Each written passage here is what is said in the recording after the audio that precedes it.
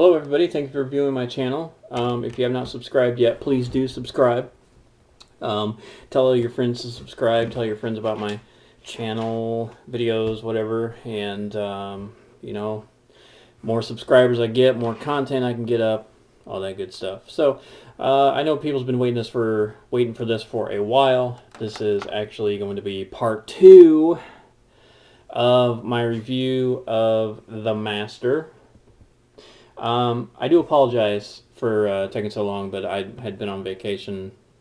I pretty much went on vacation like right after I had got this. I didn't have a chance to view this, although I do realize now that I could have just did the digital copy and taken it with me, whatever. But anyway, so this comes out February 26th, this Blu-ray. And anyway, so, wow. Okay, so basically, I'm going to go through. I did take notes here, as I always do whenever I do reviews. So, the movie starts when World War II pretty much ends, and Joaquin Phoenix, or Joaquin, however you want to pronounce it, doesn't matter, you know who I'm talking about.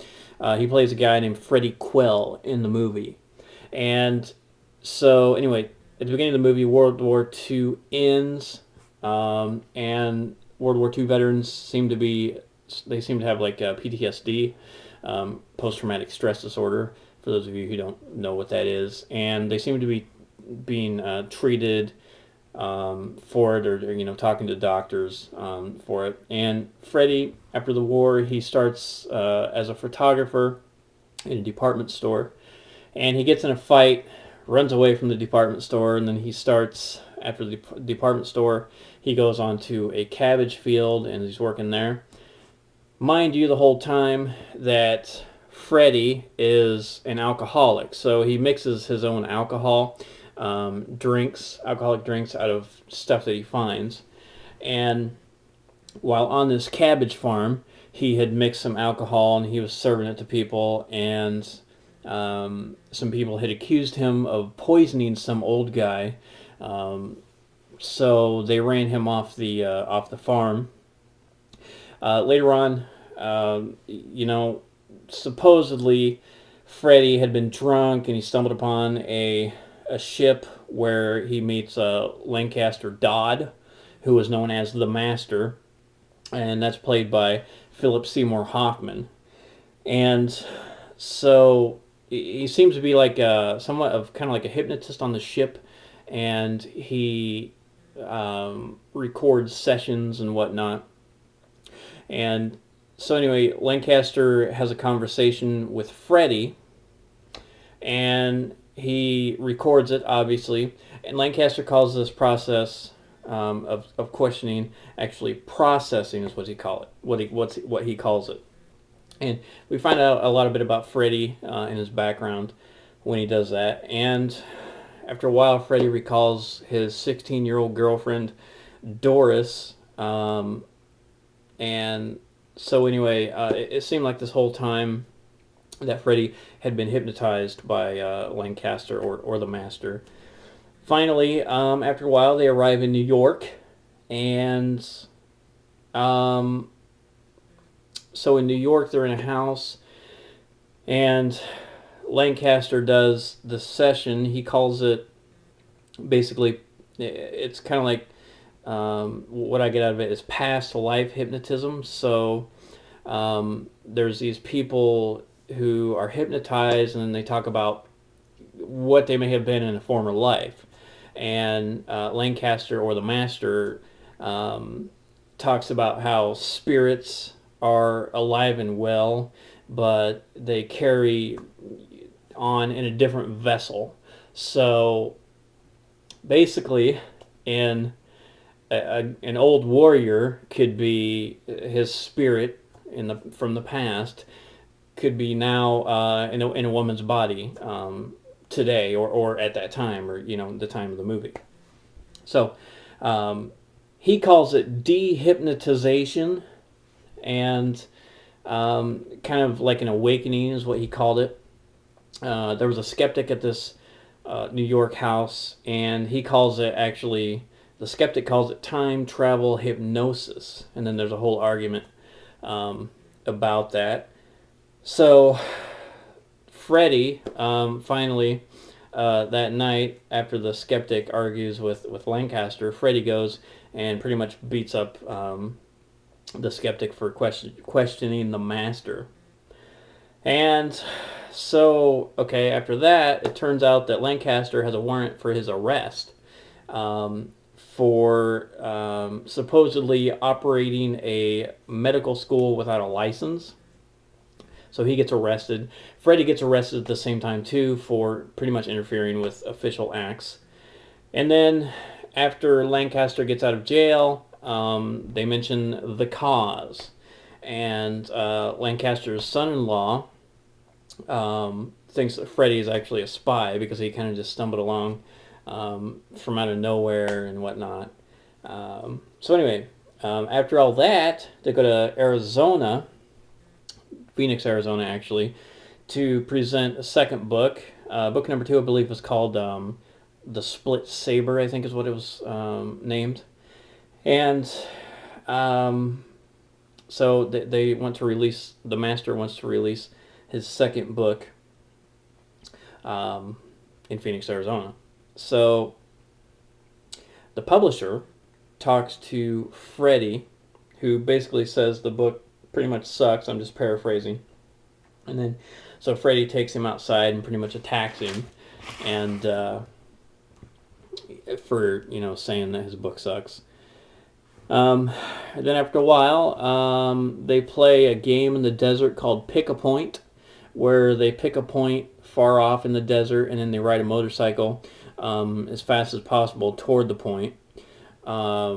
Freddy goes, finally, after the master goes, and Freddy doesn't come back. So, it's kind of weird, but Freddy goes to see Doris, his girlfriend, that he was talking about while he was, earlier in the movie, kind of hypnotized by Lancaster. He goes to see Doris, and he finds out that she's actually living in Alabama, married with 2 children.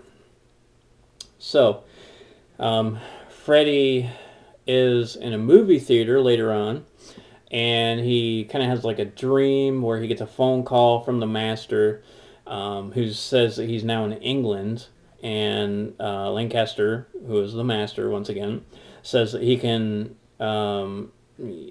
cure Freddy if Freddy comes to England. So this is kind of like a dream, so Freddy takes it literally and he goes to England.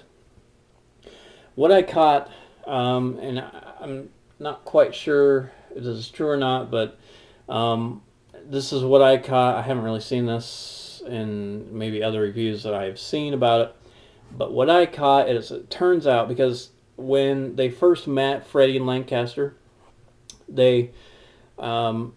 Lancaster kept saying that Freddy seemed familiar to him, and it turns out, what I got from it was that Freddy and Lancaster used to work together in a past life, releasing messenger balloons when they were under attack by, I think he said by Prussia, is what I want to say.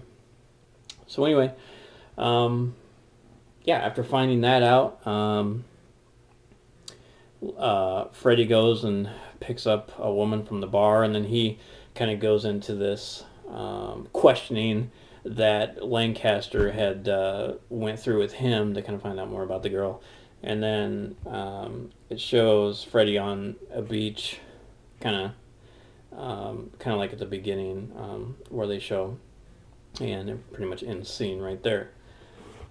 So another note: Amy Adams plays Peggy Dodd, who is Lancaster Dodd's, or the master's, wife. That's interesting. Overall, the movie, The Master, cinematically pretty good, kind of disturbing in some parts. The acting is superb. I've always liked Philip Seymour Hoffman, and I mean, the cast, they work well together. Excellent movie.